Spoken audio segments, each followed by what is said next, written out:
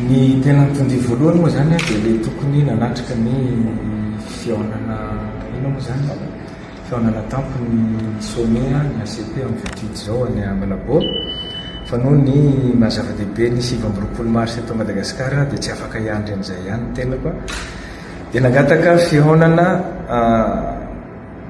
an-tampony ihany koa amin'ny filohan'ny Guinée équatoriale dia Androany Tolakandro ny tokony hihaonana Emiralahy zay fihaonana tafiditra amin'lefa teneniko mbenimbeny foana hoe fitetezana an'ireo namana filoha afrikanina mba ahafahantsika mifampiresaka momba ny sazy izay mbola mahazo ny Madagasikara ao amin'ny Union africaine zay tsy afaka manatrika ny réunion na fihaonana eo anivony Union africaine zay zavatra zay no antony Androany amin'ny volana ambony mbola misy filoha afrikanina hafa ihany koa izay mbola hovonjena mba ahafahantsika manalefaka zatrazazy.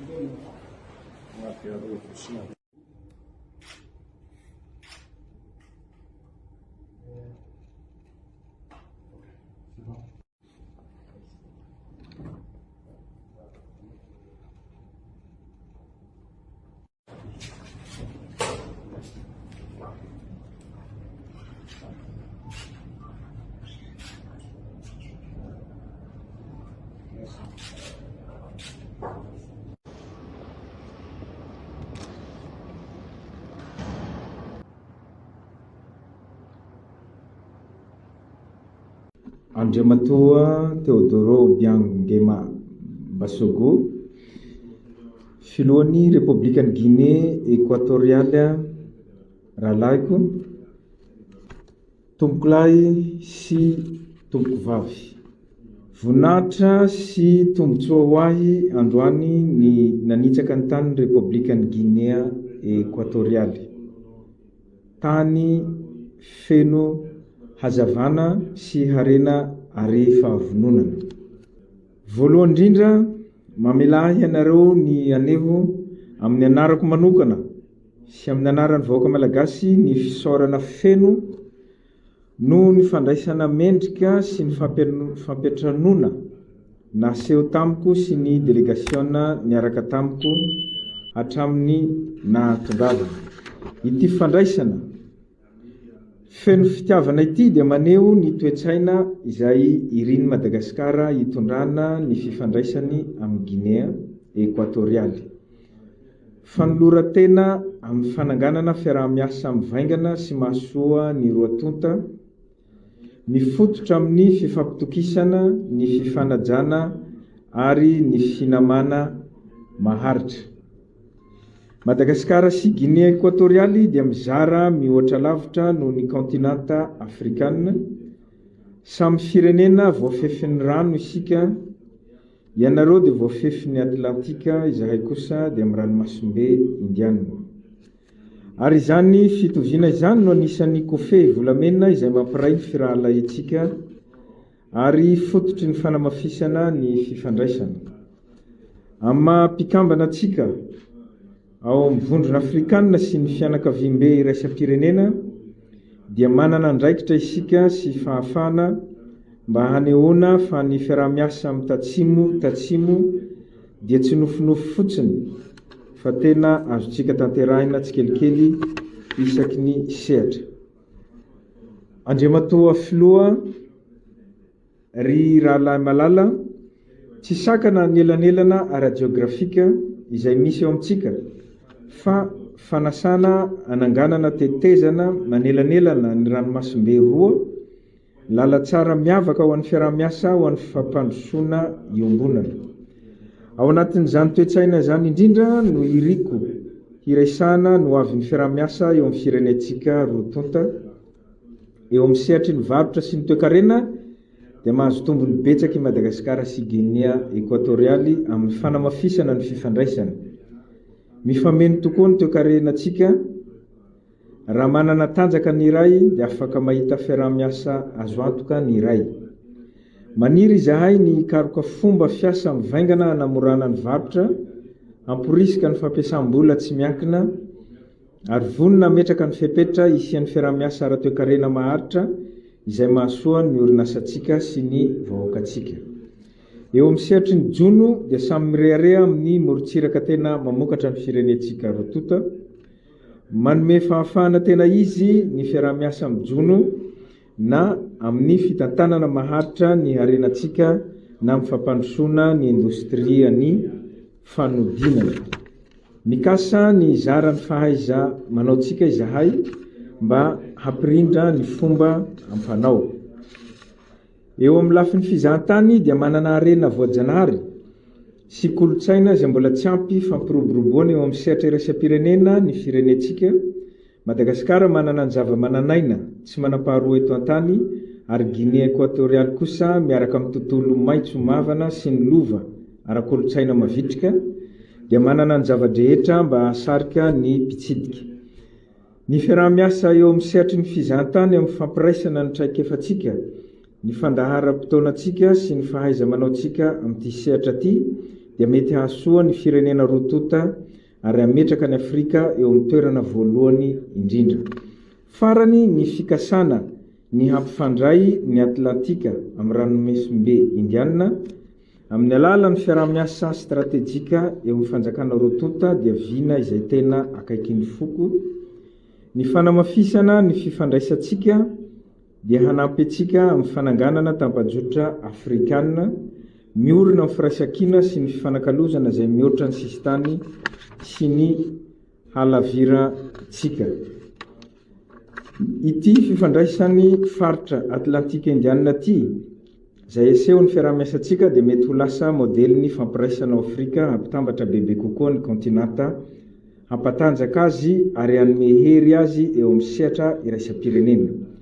Andriamatoa filoha rahalahy malala, ry vahiny ajaina, tompoko lahy sy tompoko vavy, miorina amin'ny asiny fisokafana sy ny fandraisana andraikitra ary ny firaisan-kina ny fanavaozana ny Repoblikan'i Madagasikara.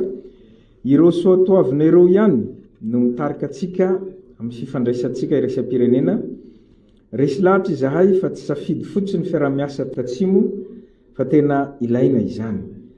Ary eo anatin'izany rafitra izany dia tianay ny ametraka ny fototra ho an'ny fiaraha-miasa voajanahary, manolo tena ary maharitra amin'ny firenena ampirahalahy izay mizara ny etaeta-pivoarana sy ny fampandrosoana. Tonga eto Guinea Equatorialy ny tenako mba hanorina ny fototry ny fisakaizana mafiorina, ny fiaraha-miasa mavitrika ary ny fifandraisana mifantoka amin'ny hoavy. Ny fanamby antrehny firenentsika roa, ny fampandrosoana ara-toekarena, ny fahavitantena ara-tsakafo, ny fivoarany angovo ary ny fiarovana an-dranomasina dia goavana. Saingy tsy ampihemotra antsika ireo fanamby ireo rehefa miatrika azy miaraka isika, miaraka amin'ny faharesendatra, fa ny firaisan-kina Afrikanina dia tsy teny filamatra fotsiny fa tena hery. resy lahatra aho fa ito fitsidiana manatantara ito dia hanamarika fiovana lehibe eo amin'ny fifandraisantsika ary tiako ny aneo ny fahatokisako feno amin'ny vokatry ny dinika ataontsika mandritra ity fitsidihana ity. Andriamatao filoha raha lahiko isaorako anao ny torohevitra maro amazoky voalohany indrindra fa indrindra amaha filoha afrikanina zay efa manana traikefa lehibe amin'ny fitondrana eto Afrika.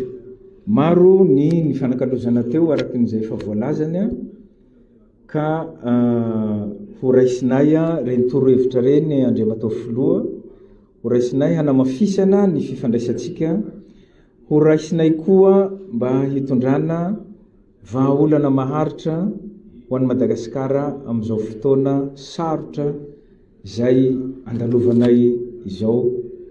Mbola mamerina Andriamatao filoha ny fisaorana sy ny fahafampo amin'ny andraisanao anay fa voninahitra lehibe ho an'i Madagasikara. Ny fitsidiana natao taty moa zany dia le famalinana ny fanasana amin'ny sommet-ny Afrique Caraïbe Pacifique fa no ny fisiany 7 mars zay zava-dehibe ho an'ny firenena malagasy dia tsy maintsy miverina mody dia ny ministra no misolotena ity. Ankoatran'izay moa zany dia ny fifampiresana tamin'ny filoham-pirenena Guinée équatoriale zay na lalàna zavatra betsaka moa zany tao hoe ty firenena ty dia firenena nandroso noho ny moa zany exploitation mialatsiny amin'ny teny vahiny ny exploité na aizany ny exploité ny pétrole sy ny gaz tato aminy. Dia zay no nahatonga anay nanapa-kevitra nijery an'iny site d'extraction na pétrole nijerentsika teo androany iny zay anisany ataontsika hoe site farany lehibe indrindra ty Afrika angamba iny ty Guinée iny zay manome hevitra hoe ahoana moa Madagasikara, ahoana moa zao zavatra zao tsy possible ny Madagasikara ary mampametra-panontaniana hoe fa ahoana moa Bemilanga sy Tsimorovo mataona mbola tsisy zavatra hita ihany hatramin'izao. Sao dia mbola misy site hafa koa any zay mbola tsy fantatra atsika tokony exploitena. Zany daholo nahatonga ny fitsidihana iny dia ho hita moa inona ny azo atao rehefa ny Madagasikara izy ny partenaire tokony ifampiresana mba afaka hanitatra an'izay exploration ny toerana misy pétrole any Madagasikara zany fa tsy mino aho hoe io pétrole mavesatra io ihany no misy any Madagasikara fa kinona amin'Andriamanitra ny aminy.